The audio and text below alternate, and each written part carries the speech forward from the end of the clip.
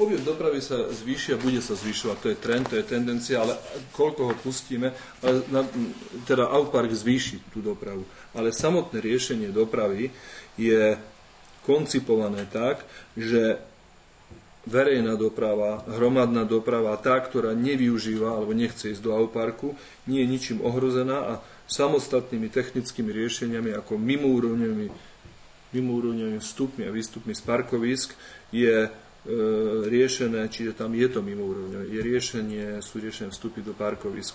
Pokiaľ by bola extrémna situácia, čo nenastane, tak sa ľudia nedostanú do Autoparku. Ale nemôže sa stať situácia, že ľudia sa dostanú do Autoparku a nedostanú sa na druhú stranu mesta.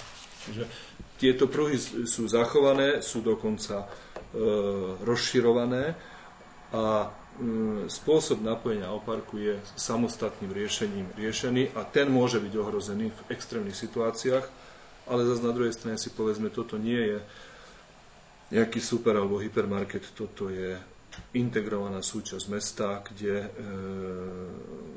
asi, zase to nechcem uraziť, asi Košice okres, to bude chodiť možno prvé 2-3 týždne ako na atrakciu. Tu asi nebudú diskontné zľavy, kde sa tie veci vieme, že naplňajú, kde to vlastne táto vrstva obyvateľov veľmi často a logicky využíva. Takéto zariadenia sú umiestnené na okraji mesta. Toto je mestotvorná záležitosť, ktorá ešte okrem toho, a to je investor, ktorý má nejaké skúsenosti, ktorá je vystriedávaná funkciami. Keď tu bude administratíva, tá bude v nejakom čase, zábava bude v nejakom čase a tie butiky, to je vlastne súčasť hlavnej ulice, kde tiež nemáte parkovacie miesto, čiže vôbec tu nie je potreba chodiť autami na tieto záležitosti. Takže, a okrem toho, ten štandard toho, ja si skôr myslím, že počet parkovacích miest, ktorý je tu navrhnutý, skôr pomôže odľahčeniu južnej časti historického centra, že to budú využívať alebo zneužívať, lebo toto sú parkoviska verejné.